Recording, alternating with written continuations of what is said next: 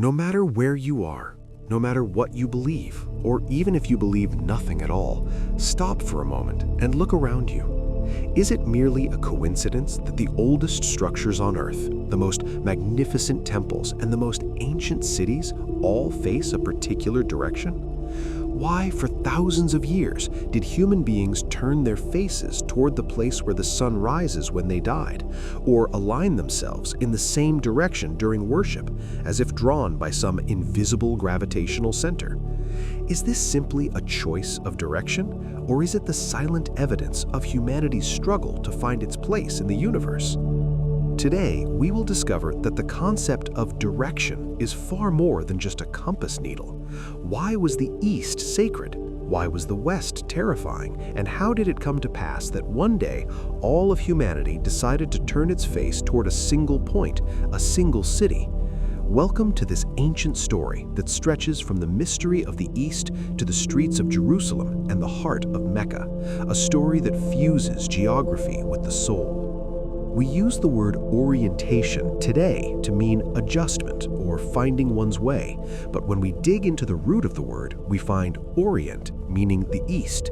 For thousands of years, finding one's direction actually meant finding one's east. But why the east? Why not the north, the south, or the west? The answer was hidden in that tremendous event that occurred every morning on the horizon, the sunrise. For ancient peoples, the sun was not merely a source of light, it was life itself. When night fell, the world surrendered to darkness, cold, and uncertainty. Each morning, when the sun rose again, it meant that chaos had ended and order had been restored. This is why the East became the symbol of birth, beginning, and hope. Here is the curious part. For the ancient civilizations of the Northern Hemisphere, the North was the realm of the never-setting stars, the land of the immortals. The pole star and the constellations around it never disappeared below the horizon. The West, on the other hand, was where the sun died, where it descended into the underworld. In this cosmic cycle, human beings had to choose where they would stand. To worship was, in essence, to synchronize oneself with this cosmic clock. One of the greatest mysteries of human history is why, at such an early stage, we tried to align massive stones in a particular direction. From Stonehenge in England to Newgrange in Ireland, we see the same passion everywhere. Consider the enormous burial chamber at Newgrange. On just one day of the year, the morning of the winter solstice, the first ray of sunlight slips through a small opening beside the entrance, known as the roof box, and illuminates the dark chamber for exactly 17 minutes. This is more than an architectural marvel. It is a promise carved in stone that life will be reborn even in the midst of death. Our ancestors, by arranging those stones thousands of years ago, were saying to the universe, "We understand you, we believe in your cycle, and we are aligning ourselves with it." These places were not just tombs or temples, they were enormous alarm clocks calibrated to a cosmic timepiece. When the light entered, all the fears and uncertainties of that community would, for a fleeting moment, be wiped away by that flood of brightness. We see the most tangible examples of this deep bond with the sun along the banks of the Nile. In ancient Egypt, everything was structured around the axes of the sun and the river. The eastern bank of the Nile was the world of the living, the domain of cities, markets, and palaces because the sun rose there. But the western bank was the land of the dead, home to the colossal pyramids and tombs. On the fertile mud of the Nile, the direction of everything was clear. On one side, life-giving waters flowed. On the other, an endless desert. In the eyes of the Egyptians, the world was shaped by Ra, rising on the horizon every morning and dying in the west every evening, the breathtaking repetition of the gods' triumph and defeat. This is why they built their temples, so that on certain days of the year, sunlight would strike the face of the god's statue in the deepest chamber. This was not just an architectural achievement, it was a ritual of summoning the god back to the world. The flawless four sides of the pyramids were cosmic signatures that sealed the four directions of the earth. So why were the pyramids so precise? Even with today's technology, placing thousands of tons of stone with such accuracy relative to magnetic north requires an enormous effort. Why did the Egyptians do it? Because for them, direction was not just about constructing a building, it was about articulating oneself with the unshakable order of the universe. A pyramid was, in essence, an anchor fixed to the direction of a star or the sun upon the earth. As long as that building stood there, they believed the balance of the world would never be disturbed. And there is something more. For an Egyptian priest, turning to face the direction of the rising sun was to bear witness each morning to the recreation of the world. It was to take the side of the light in the east against the darkness in the west. This horizontal division was not physical, it was a moral choice. When an Egyptian knew his direction, he knew where he stood in his world, among the living or on the side of the dead. In Egypt, direction was not limited to the horizontal plane along the flow of the Nile. Imagine the Temple of Karnak, those colossal forests of columns. The temple's main axis was aligned exactly with the rising of the sun on the morning of the winter solstice. When the sun slipped between the temple's enormous gateways on that morning, it was, for the pharaoh and his people, proof that the heart of the universe was still beating. But there was also the Valley of the Kings, that hidden valley on the western side. There, the sun set each evening, and Ra vanished into the darkness of the west. The yellowish, glimmering gold decorations on the walls of the tomb chambers were in fact a reflection of the sun's last light within the darkness. The Egyptian priest would think, for those who turn their faces to the west, the east is still a hope. For them, even death was a process that took its direction from the east. The doors of tombs were designed at a specific angle so that the soul, the Ba, could emerge each day and embrace the fresh light of the east. But in Egypt, it was not all about east and west. There was also the north. The north was the realm of those who never set, those eternal guardians. Why did the entrance shafts of the pyramids always face north? Because at the end of that shaft lay the pole star. The Egyptians had divided the stars into two categories: the weary ones, those that set, and the tireless ones, those that never set. The stars in the north never sank below the horizon. They were immortal. The pharaoh's soul could become one with the sun, rising and setting each day, but it also had to join those eternal stars in the north and keep watch forever. This is why the north meant eternal stability. In the layout of the temples, the north-south axis represented the ruler's authority, while the east-west axis represented the path of the god. The point where these two lines intersected, the heart of the temple, was the center of the world. When a person stood at this center, he had transcended time and space. Today, we look at our compass and merely ask, "Where am I?" The ancient Egyptian would ask, "Which cosmic cycle am I part of?"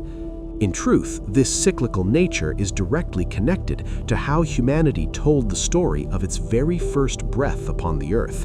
But that story is a matter for an entirely different night. When we move from Egypt's magnificent stone edifices to the dusty plains of Mesopotamia, we find a different but equally profound version of the search for direction.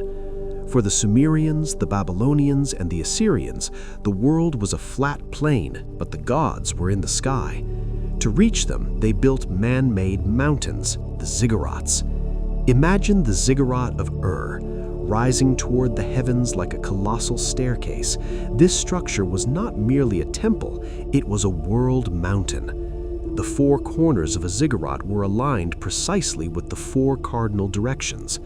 For them, direction was the map of divine control upon the earth. The priest who climbed to that chamber atop the structure was actually standing at the very center of the world, meeting the master of all directions. Babylon's famous gates, the Ishtar Gate, for example, were not merely passageways, but cosmic portals.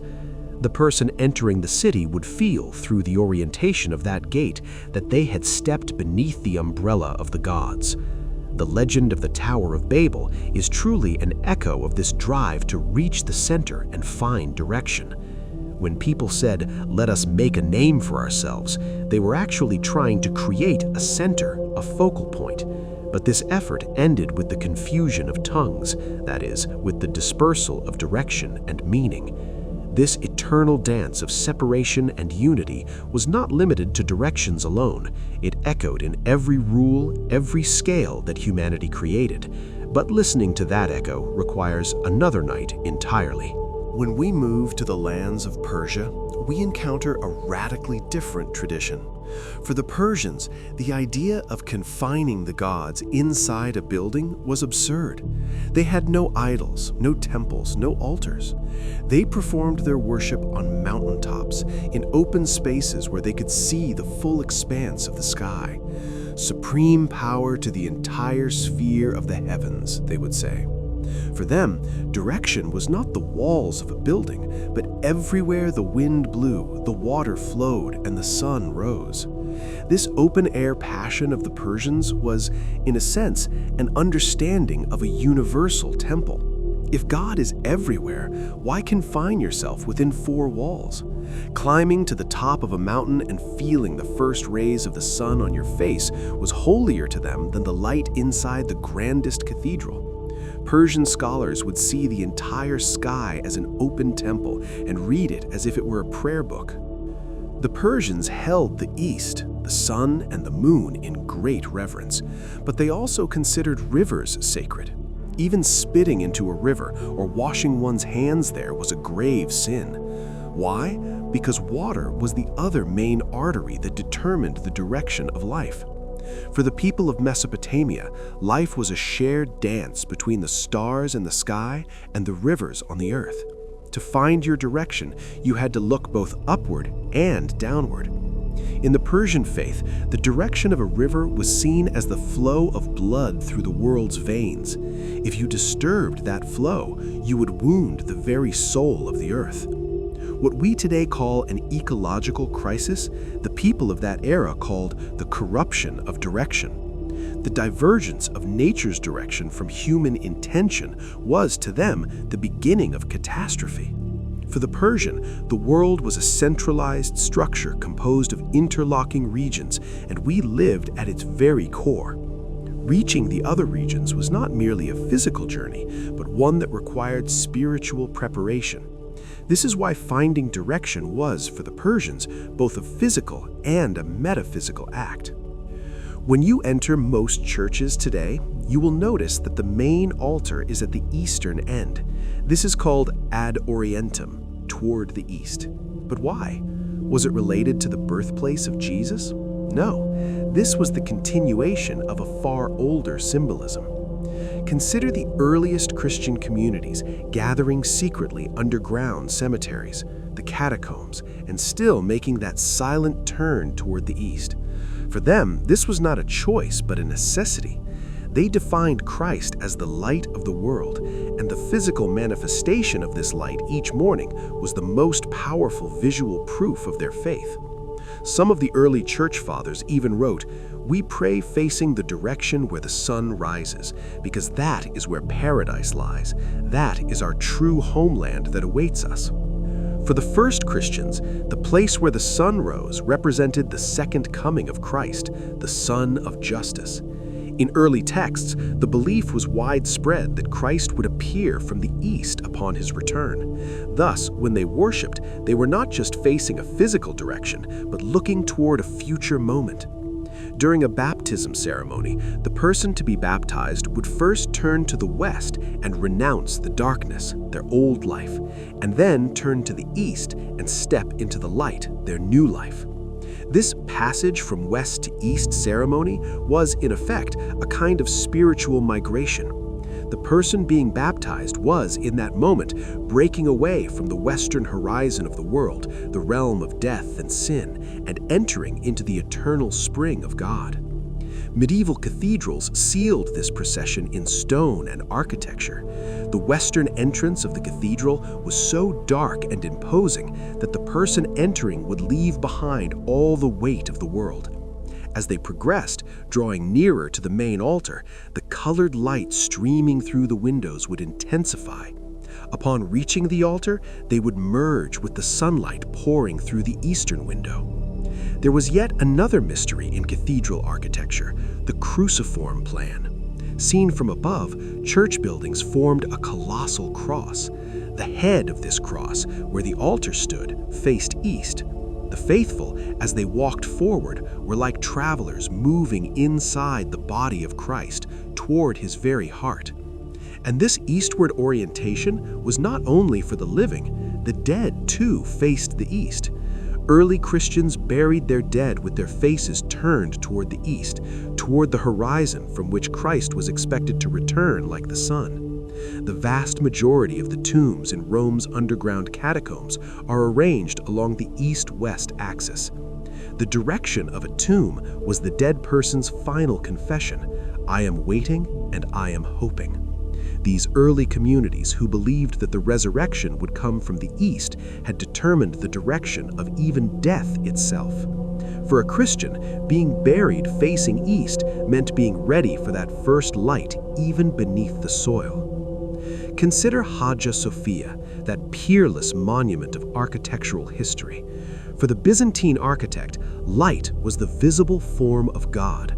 The light filtering through the 40 windows surrounding the main dome made that colossal dome appear to float in midair.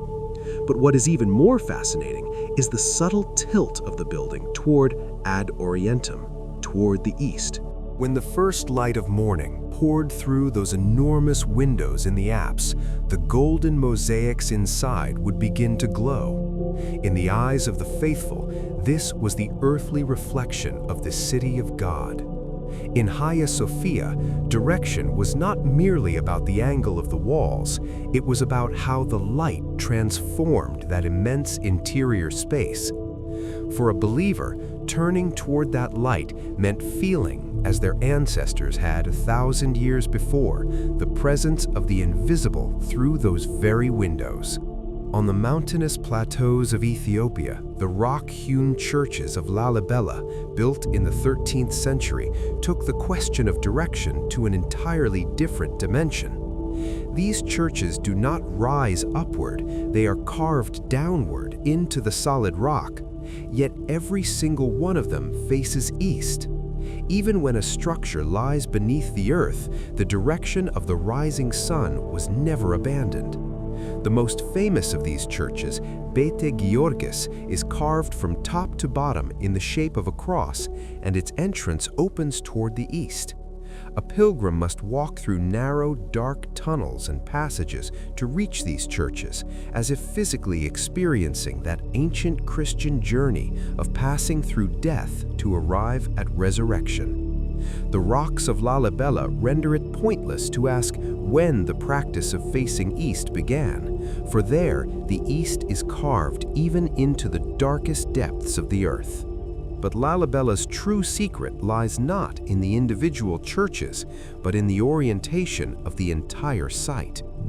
King Lalibela wanted to bring Jerusalem to those who could not reach it. He named a local stream Jordanos, the Jordan. He called a nearby hill Golgotha, and he positioned the churches to mirror the sacred geography of the Holy Land. In other words, the directions themselves were copied. East pointed to the same meaning, west carried the same weight. If you cannot journey to the sacred center, you carve its directions into your own soil. This is the most striking proof that direction is not merely a physical reality, but an imagined and therefore eternal one. In some cultures, direction is a map not only of the sacred, but also of fear. According to the ancient Chinese art of placement known as feng shui, the northern direction, associated with winter and cold, was sometimes regarded as the place from which demons came. Hence, doorways should face south. In parts of India, you must never extend your feet toward a sacred direction, for example, the side where a temple stands. Even your sleeping position is an issue of orientation. According to some traditions, sleeping with your head pointing north is an invitation to the coldness of death. A Japanese proverb says, "He who lays his pillow to the north has brought a ticket to the land of the dead." These taboos are evidence of humanity's wary respect for the invisible powers of direction. We may not think today which way we sleep, but our subconscious might still be listening to the voice of that ancient compass.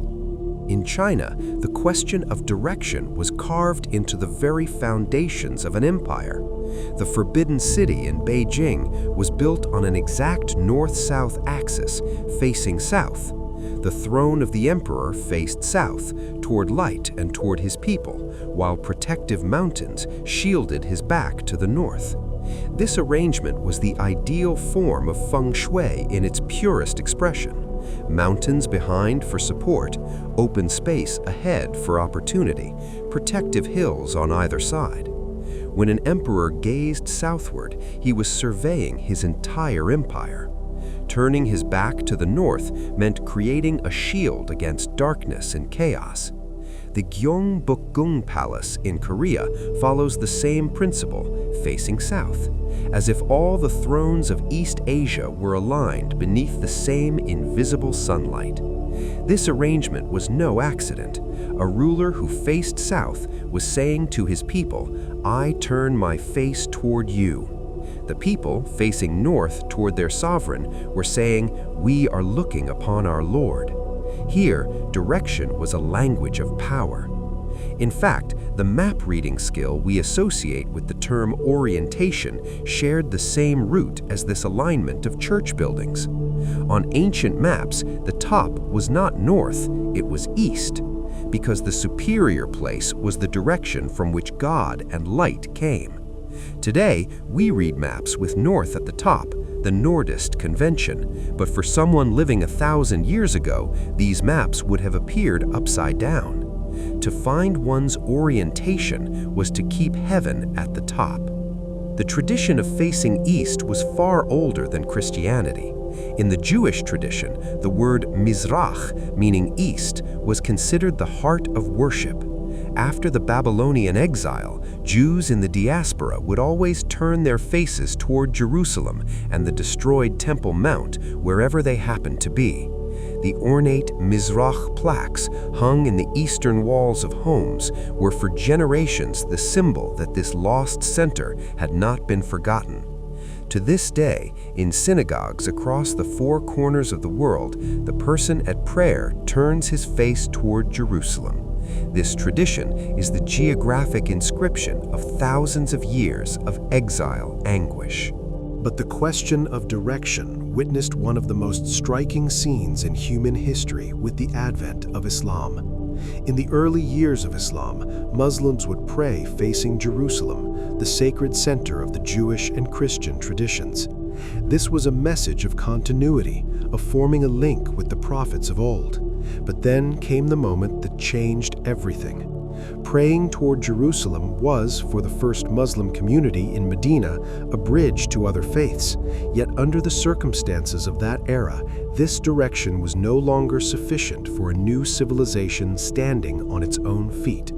There was also a deep longing, a longing for their own roots, for the Kaaba in Mecca. According to tradition, the prophet yearned greatly to turn toward the Kaaba, but awaited a revelation. That awaited revelation came in a small mosque called Masjid al-Qiblatain, the Mosque of the Two Qiblas. During a midday prayer in Medina, according to tradition, a revelation came to the prophet requesting that the direction be changed. In the middle of the prayer, the Muslims turned from Jerusalem in the north to Mecca in the south, toward the Kaaba. This was not merely a geographic change, it was the declaration of an independent identity, an independent center belonging to that faith alone. From that point on, even though worship had always been associated with the sun along the east-west axis, hearts were now locked onto a single point. This shift had an architectural counterpart as well, the mihrab. That concave niche in mosques indicating the direction of the Qibla is not merely an ornament, but a focal point. No one stands in that hollow space. It is as if it were a doorway opening toward the Kaaba. When the congregation stands in a single row, imagine the millions of rows across the earth encircling that one center, the Kaaba, in concentric circles. Envision a global architecture, billions of people from every corner of the world simultaneously focused on the same single point. This is the greatest act of geometric coordination in all of history. For Islamic geographers, this new situation also brought with it a monumental scientific challenge. No matter where you were in the world, how would you find that single point, the Kaaba? This very search propelled Muslim scholars to the pinnacle of astronomy, trigonometry, and geography. Massive calculations were performed to determine the Qibla direction for mosques. Finding direction by observing the movements of stars, the moon, and the sun became not just a religious obligation, but an entire field of science. There was a very practical problem here. The earth was not flat. Finding the shortest path, the great circle arc from any given point to the Kaaba, required mathematics that was miraculous for the era. Muslim scholars refined the astrolabe, updated star tables known as Zij, and perfected the compass to millimetric precision for this very purpose. For them, finding direction meant obeying God's command, and therefore no margin of error was acceptable. In doing so, they also revolutionized navigation at sea. The mathematics born of devotional love became centuries later the greatest weapon in the hands of explorers crossing the oceans. When we continue our eastward journey and reach India and the Far East, we witness the extraordinary harmony between the concept of direction and architecture. In Buddhist and Hindu structures, particularly the sacred monuments called stupas, everything is built upon the four cardinal directions. Imagine standing beside a stupa. That massive dome represents the sky. The square base beneath it represents the earth. What is most fascinating is that this structure is not meant to be entered. The stupa exists to be walked around, and this circular movement, circumambulation, always follows the clockwise direction. Why? Because the sun moves across the sky from right to left, that is, clockwise. By walking around a temple, a person feels themselves becoming a miniature part of the vast solar system. They attach their own body to the great gear of the cosmos. When we look to Southeast Asia, to the forests of Cambodia, we encounter Angkor Wat, the largest religious structure ever built. While most Hindu temples face east, Angkor Wat faced west. This was no mistake. The king who commissioned it, Suryavarman II, bore a name meaning protected by the sun. The structure served as both a place of worship and his funerary monument. To face west was to face the sunset, the cycle of death and rebirth. Yet at the spring equinox, the sun rises directly behind the central tower, transforming the entire temple into a crown of light. Even a west-facing temple could not escape the radiance of the east, and the vast moat encircling the temple reflected the sky, turning the structure into a cosmic island. Direction was sealed not only horizontally, but vertically in the mirror of the water. A stupa is not merely a building, it is a model of the universe. Its four gates face the four directions. According to the rules of the faith, a devotee always circumambulates in the direction of the sun's movement, from right to left. This ritual represents a human being aligning with the rhythm of the universe. The ancient Indian architectural code, known as Vastu Shastra, determines everything from which direction a house's door should face to how cities should be aligned, according to the flow of the sun and nature. At the foundation of Vastu Shastra lies a grid system called the Vastu Purusha Mandala. This grid is the soul of the land. Before a building is constructed, the direction in which that piece of earth breathes is assessed. The east is the entrance of the gods. The west is where wisdom gathers. The north is the gateway of prosperity. And the south is the realm of the past and the ancestors.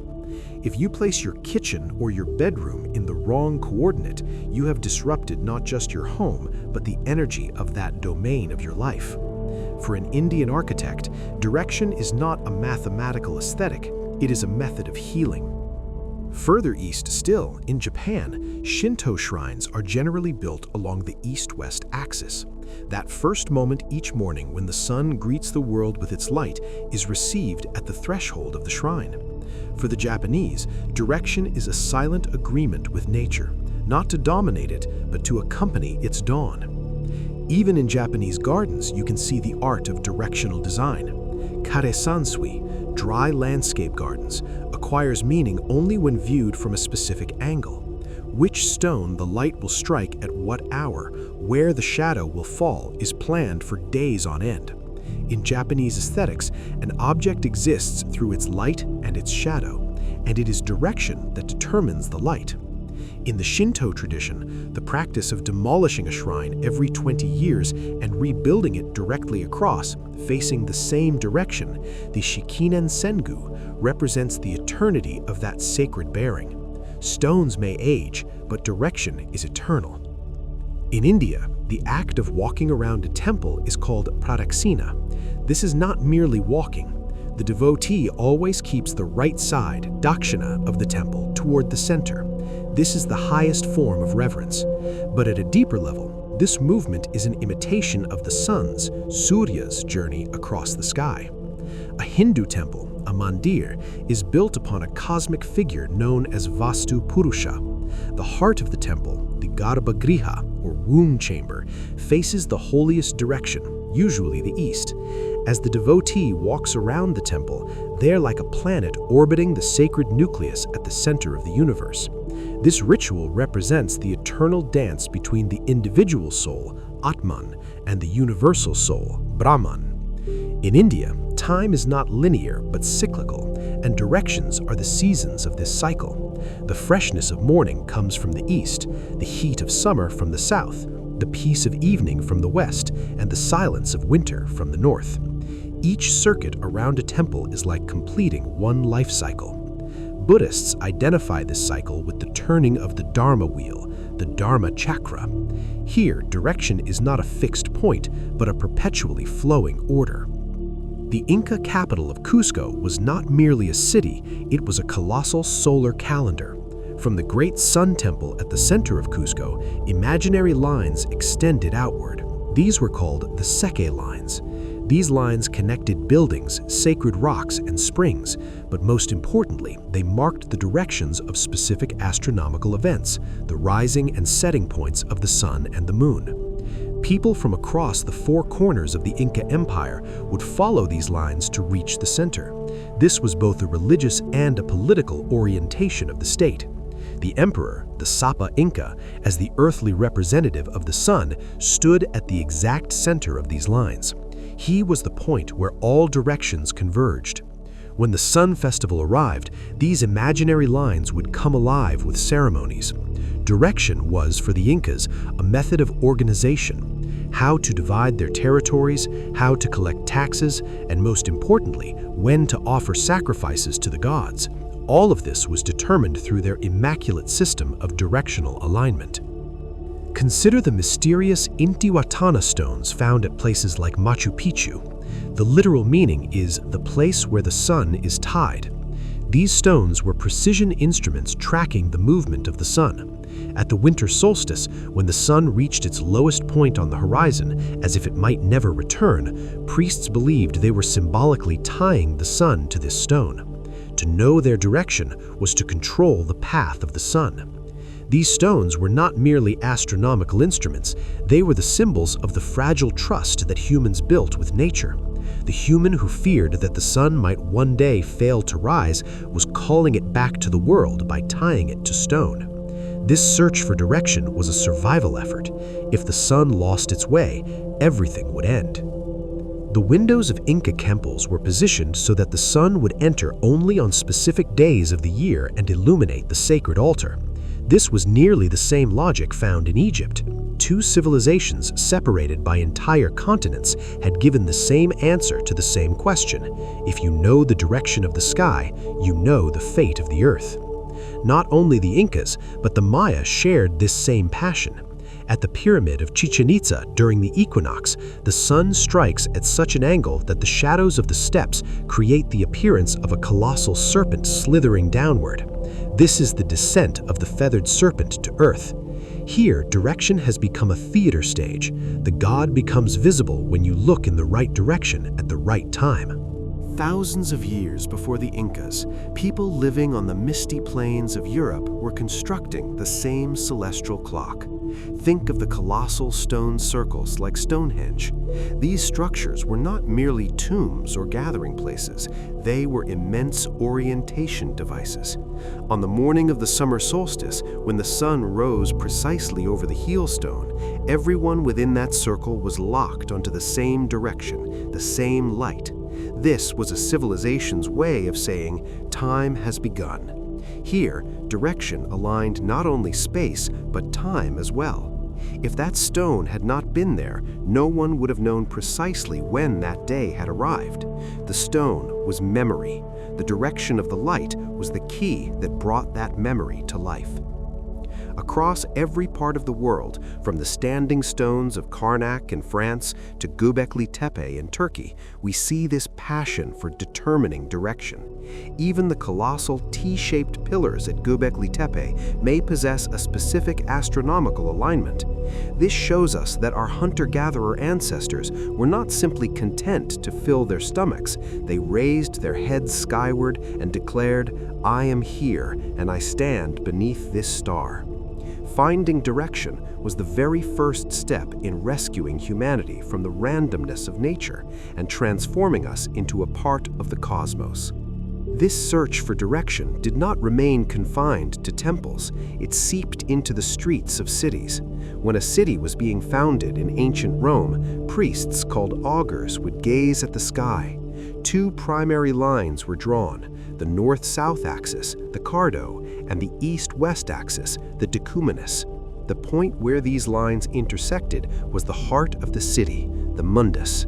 For the Romans, a city had to be a reflection of the sky upon the earth. The cardo and the decumanus were not merely roads, they were the axes of the world. This is why a Roman, no matter what corner of the world they found themselves in, felt safe walking along those perpendicular intersecting streets, because those lines rested upon the unshakable order of the universe, the Pax Romana. We find the same logic in the villages of Bali. Every Balinese home is oriented along the axes of Kaja and Kalad. Kaja is the direction of the sacred Mount Agum, the realm of the gods. Kalad is the direction of the sea, the realm of demons and chaos.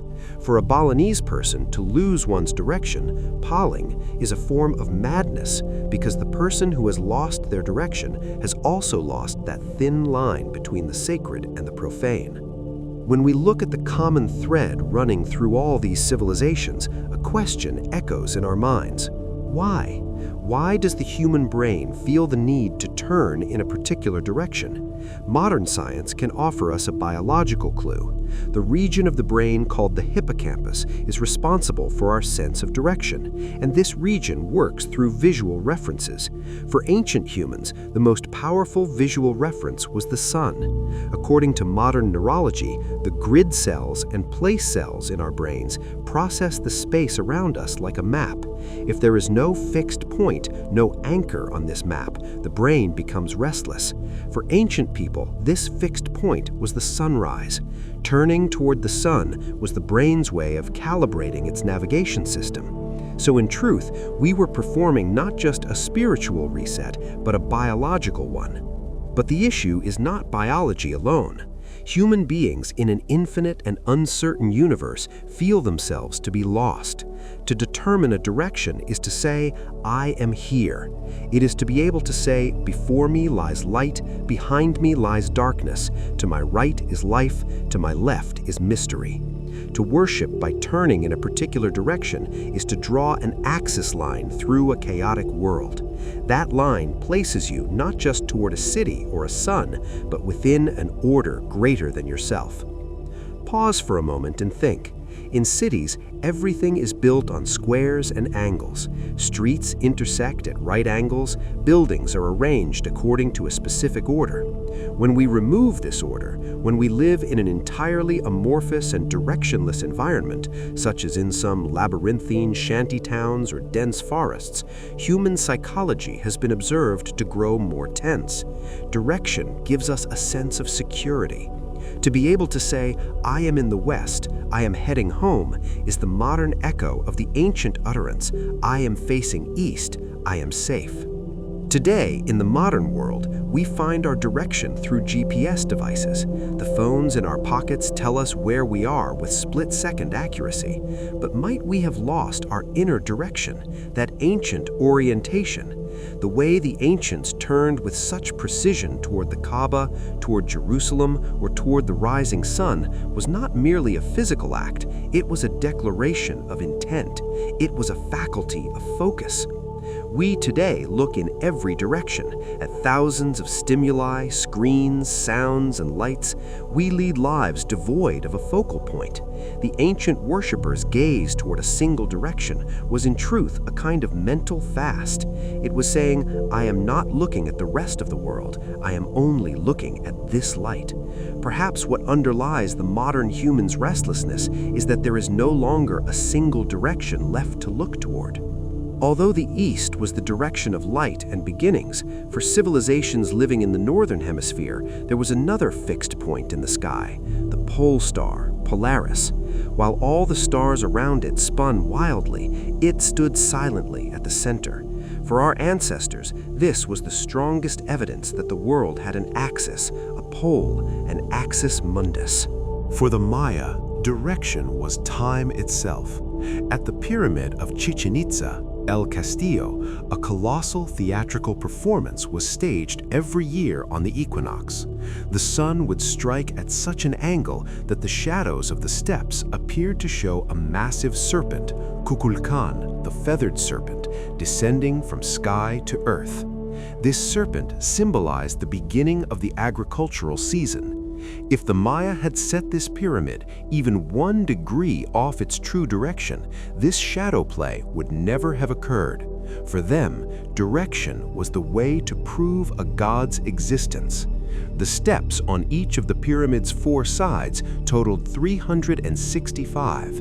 This enormous stone structure was, in fact, a formidable calculator in which time and space were locked together in 4 directions. For the Maya, the underworld, Xibalba, was not merely a horror story, it existed within dark waters and caverns. Consider the famous cenotes, the limestone sinkholes of Mexico. Many Maya cities were built around these natural wells according to a specific astronomical alignment. By reading the direction of the cold winds rising from these wells, they would try to discover from which depths the gods were calling. When a king died, his body was positioned so that his spirit could journey through those dark waterways and reach the dawn in the east. The directional sense of ancient peoples did not end with the sun. The stars, too, were needles in this immense compass. Consider that the Giza pyramids of Egypt are aligned almost exactly with the 3 main stars, the belt of the constellation Orion. Was this mere coincidence? No. For the Egyptians, when the pharaoh's soul died, it had to follow that stellar direction to reach Osiris. In the same way, many ancient temples were built to face the rising point of Sirius, the brightest star in the sky.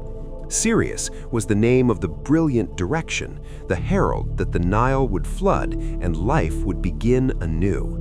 The direction of the stars was our ancestors' whisper that we truly belong beyond this small planet. In shamanic traditions and among the peoples of Siberia, the pillar of the sky was this fixed star. For the Vikings, finding direction in the middle of the sea meant trusting in this unshakable star. If the other stars were travelers, the pole star was the home at the end of the road. This is why some ancient temples were aligned not toward the rising sun, but toward this central star. Because while the sun rose and set each day, that star was always there.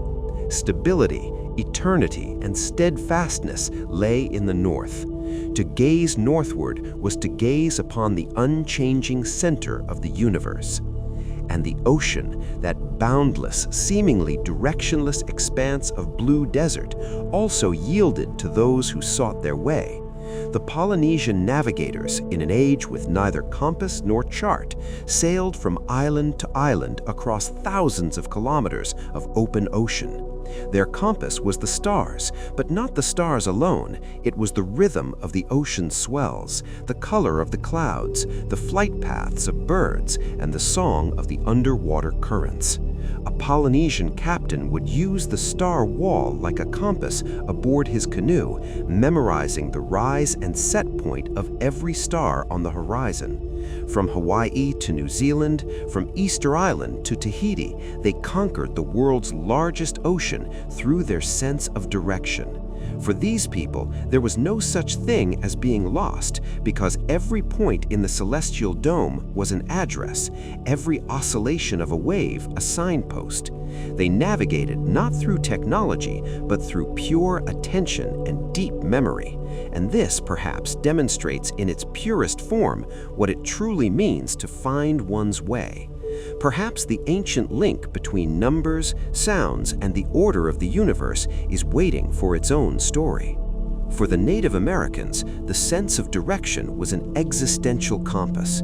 For the Navajo, the Diné, every direction had a color and a spirit. The east was white and represented the dawn. It was the place where wisdom and the mind were born. The south was blue, representing daylight and planning. The west was yellow, the sunset, a time for harvesting the fruits of life and for old age. The north was black, night, peace, and renewal. A Namaho would work according to these four directions when creating a sand painting.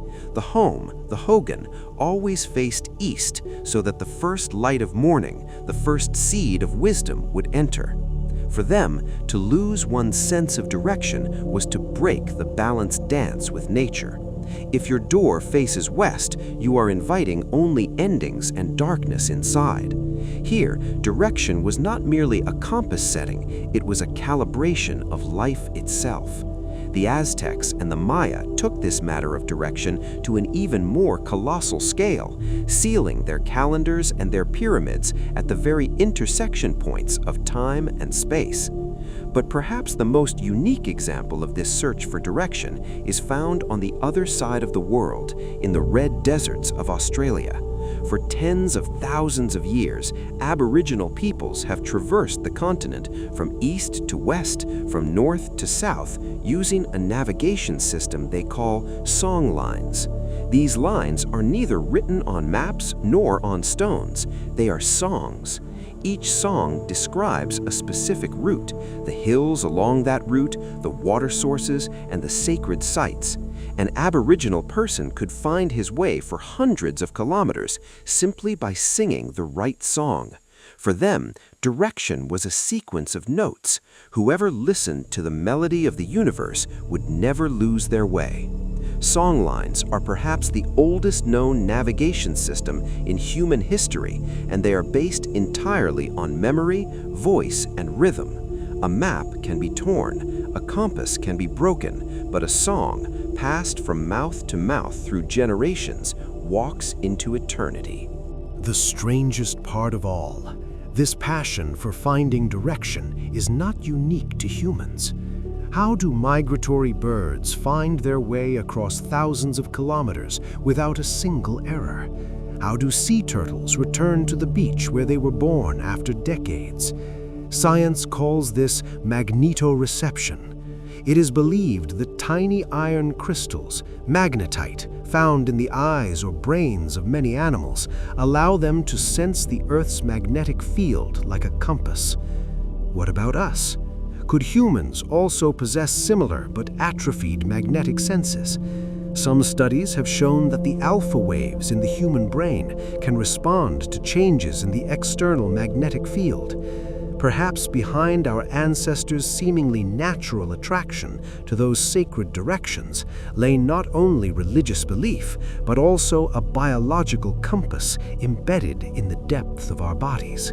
We were, in truth, navigation devices vibrating at the same frequency as the Earth, locked into its magnetic field. The intense electromagnetic pollution of modern cities, signals, satellites, cell towers, may well be disrupting the ancient compass sense that kept us balanced for thousands of years. While horizontal directions, east, west, and so on, give us the Earth, the vertical direction, the sky beyond the north-south axis, gives us the transcendent. Consider Mount Kailash in India, regarded as sacred in 4 religions simultaneously: Hinduism, Buddhism, Jainism, and Bon. This mountain is seen as the axis of the universe. The pilgrims who walk around the mountain are in fact performing Kora around the center of the world. The summit of Kailash is the abode of the gods, and climbing it is forbidden. Humans can only gaze at that sacred height from below. This is evidence of vertical orientation. We have always sought meaning not only by looking forward, but by looking upward. This vertical quest took different guises around the world. In Hindu cosmology, Kailash is also called Meru, and the entire universe revolves around this mountain. In Norse tradition, Yggdrasil, the colossal cosmic ash tree, stretched its roots into the underworld and its branches into the heavens, binding 9 realms together. In Mesopotamia, the ziggurat steps gave this ladder physical form. With every step, the priest crossed one planetary layer to draw nearer to the Lord of the sky. Even the Abrahamic dream image, a divine presence standing at the top of a ladder, is the most vivid expression of this very idea of vertical direction. In every case, the message is the same. The human being standing on Earth, lifting their gaze, sees not just the sky, but an entire further layer of existence. The vertical direction is the roof that embraces all horizontal ones. A cathedral tower, a mosque's minaret, a skyscraper, each is an architectural echo of the striving to reach that high frequency of the heavens. The human being wants to be a living column, an axis mundi, connecting earth and sky. And this vertical orientation, in truth, frees us from all earthly boundaries. It makes us cosmic beings. As one historian of religion put it, the sacred determines a center, and the meaning of all remaining space radiates from that center. If a life has no center, it is merely a weary river of random events. To choose a direction is to cross from chaos into cosmos. To turn one's face towards the east, towards the light, or towards a sacred city is to say, I have a center. Perhaps this is why even today, thousands of years later, we feel a shiver when we visit those ancient ruins. The man watching the sunrise among the towering stones of Stonehenge, the woman turning towards the Qibla in a mosque, and the monk lighting a candle before the altar are all, in truth, doing the same thing, searching for a bearing within infinity. The struggle to escape the world's noise and settle into that silent coordinate. Ask yourself, when was the last time you looked towards the direction where the sun rises? When you were lost among the skyscrapers of a city, did you feel what that thing in your heart was? That feeling is a deprivation of something that no GPS can provide and no algorithm can calculate: meaning.